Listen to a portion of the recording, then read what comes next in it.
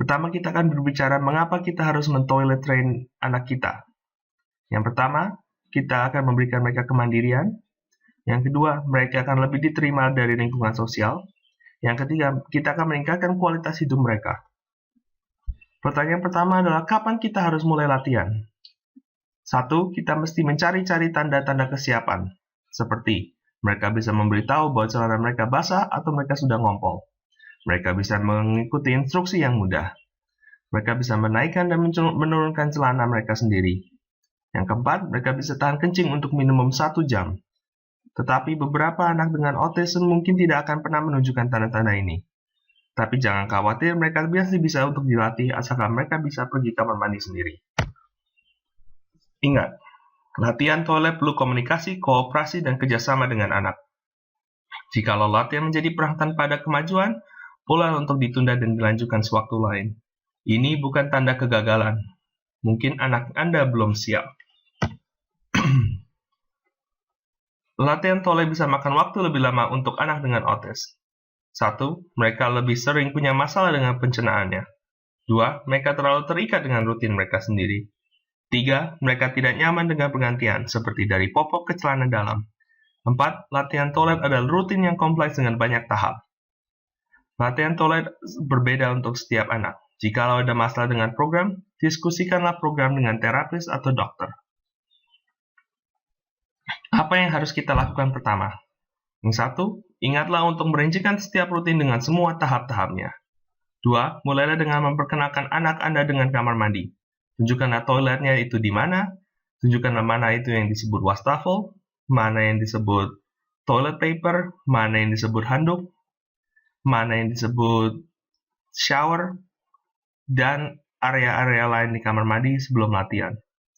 Cari tahu karena kapan anak Anda paling mungkin perlu kamar mandi. Bikinlah schedule agar anak Anda latihan duduk di toilet beberapa kali dalam sehari. Biasanya anak pergi kamar mandi waktu mereka bangun tidur, setelah sekolah, setelah makan, sebelum tidur. Jangan lupa untuk puji dan berikanlah hadiah seandainya anak bertoilet di kamar mandi. Ini adalah satu contoh bagaimana Anda bisa mencari tahu kapan anak Anda pergi ke toilet. Kalau dilihat dari gambarnya, di atas adalah tanggal. Jadi untuk hari pertama, tuliskan tanggal. Dan kita mulai dari jam 6 pagi sampai jam 9 malam. Waktu ini bisa dirubah sesuai dengan schedule anak Anda. Jikalau anak Anda pergi ke toilet pada saat jam 2, tuliskan X sebelah waktu 2. Jika anak Anda pergi ke toilet jam 6, tuliskan X sebelah jam 6. Dan kita akan terus merecord semua data-data ini sampai kita bisa melihat kapan sebenarnya anak Anda perlu pergi ke toilet. Strategi. Pakailah timer untuk memastikan bahwa jadwalnya tetap dan memberitahu bahwa ini saatnya untuk kamar mandi. Jika kita akan membawa mereka latihan pergi kamar mandi setiap jam, kita bisa set timernya untuk 60 menit. Dan nge-set timer ini untuk 60 menit, kita bisa menunjukkan ke anak Anda bahwa dalam 60 menit kita akan pergi kamar mandi. Mereka bisa tahu berapa lama waktu yang tersisa. Dan waktu timernya berhenti, mereka akan tahu, oh ini saatnya kita untuk kamar mandi. Pujilah dan berikanlah hadiah untuk toilet di kamar mandi dan menjaga mereka tetap kering. Jadi, jikalau kita pergi bawa mereka ke kamar mandi dan mereka tidak kencing, tapi celana mereka tetap kering, kita tetap puji dan berikanlah hadiah. Jangan lupa memakai bantu visual kalau diperlukan. Ini adalah satu contoh bantuan visual yang menunjukkan tahap-tahap untuk pergi ke toilet.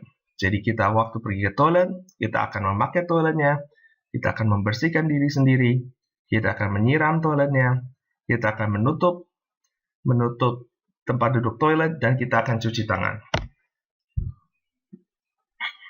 Kita telah berbicara bahwa latihan toilet ada rutin yang kompleks dengan banyak-banyak tahap. Ini adalah contoh tahap-tahap latihan toilet untuk anak perempuan.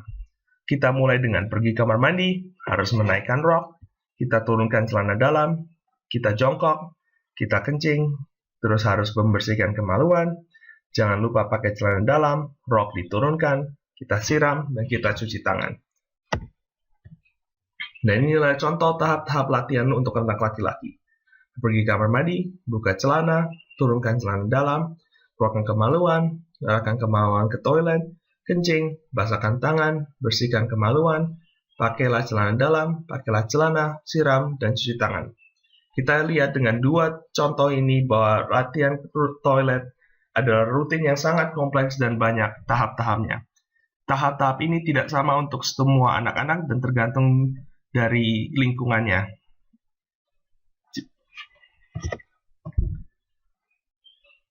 Yang terakhir, kita akan bicara bagaimana untuk menghadapi tantangan untuk toilet. Yang pertama, gunakan bahasa yang rinci dan jelas. Sebagai contoh, duduk di toilet dan kencing. Jangan cuma bilang, pergi kamar mandi dan kencing.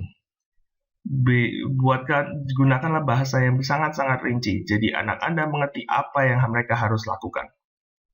Pilih satu kata untuk toilet dan pastikan bahwa semua anggota keluarga menggunakan kata yang sama. Jika kita menggunakan kata kamar mandi untuk toilet, pastikanlah bahwa semua anggota keluarga menggunakan kata yang sama.